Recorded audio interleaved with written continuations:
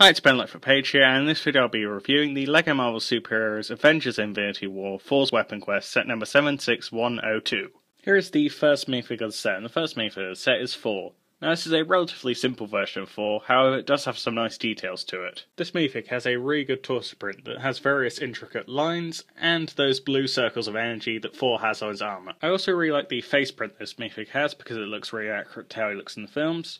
And I really like the hairpiece because it's really accurate to how he looks in this particular film. One negative aspect of this minifig is that it doesn't have any leg printing, and I feel like it would look a lot more detailed and a lot more accurate if it did have some leg printing.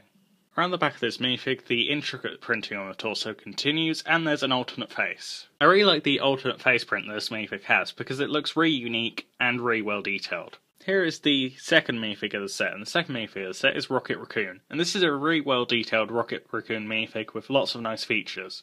This minifig has a really great head mold that looks exactly like a raccoon, but as a minifig head. And that's just a really great mold that looks exactly like how he does in the Guardians of the Galaxy films and in Avengers Infinity War. This minifig also has some really good printing on the head mold.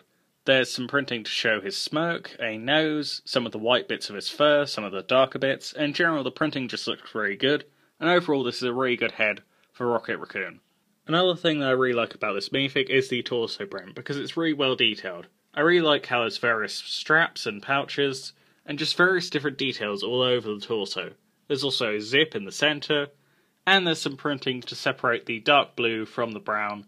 And in general, it just looks really good and really accurate to the Guardians of the Galaxy films and Avengers Infinity War. Around the back, this minifig has a tailpiece that has some really nice fur texture on it, and in general, it just looks really good. There's also some really nice printing on the back of the torso. It's the third minifig of the set, and the third minifig of the set is Teenage Groot, and this is a really well detailed Groot minifig with lots of nice features. I really like the head mold that's used for this minifig because it's a really good mold that's really unique and looks really accurate to how Groot looks in the films. I also really like the printing on the head mold because it makes him really look like a tree.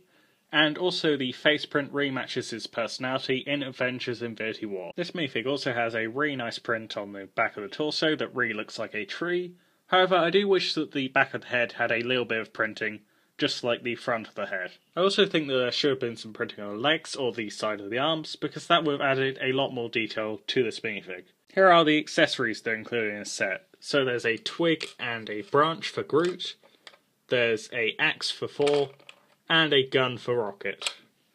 Here is the one side build that's included in this set, and this side build is a smaller version of the big forge that's seen in the middle of the film. Now, whilst it could have been a bit bigger, I think for what it is quite good. It has a good colour scheme of light blue and black, which contrast each other very well. It also has some electricity off to the side and in the centre, and you can spin this centre bit of electricity around for some reason. So, overall it is quite nicely detailed, even with such a small build. This side build also has one simple but effective feature. So, you push on this and then the axe is presented to Thor. And you can pull it back to show the Infinity Stone. And that is the Power Stone, and it's the purple stone. It does look quite good, it's quite a nice mould to represent the Infinity Stones, even though it's a little bit oversized. Here is the main build of the set, and the main build of the set is this little pod. Now, it's a relatively simple pod, however it does have some nice features to it, and it does also have a reasonably interesting colour scheme. Here is the exterior of the build, and the exterior of the build is relatively simple, however it does have some nice details to it. I really like these stickers on the side because they add a lot of nice detail, although I do wish that they were printed. Even when considering how cheap this set is, it would be nice to get some prints there. On top there are some more stickers, which I do yet again wish were prints, but for what they are, they do add some nice detail.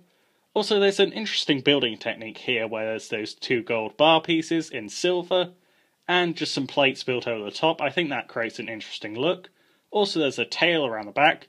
Unfortunately, there are these Technic pins sticking out the back, but that is used to connect to a bigger set, so that's, I guess, somewhat of a good compromise. Doesn't look the best, but it does have a function. There's a dome at the front and a dome at the back, and those provide some nice light, and you can see into the interior. And the colour scheme of orange and sort of this weird greyish blue does definitely look really interesting and unique. Even if it's not the best colour scheme, it at least makes it stand out compared to some other spaceships. Here is the interior of the build, and there's just 3 spaces for the minifigs and 2 control sticks.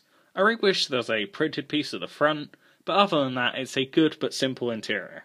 That's it for this review. If you enjoyed this review, don't forget to like and subscribe.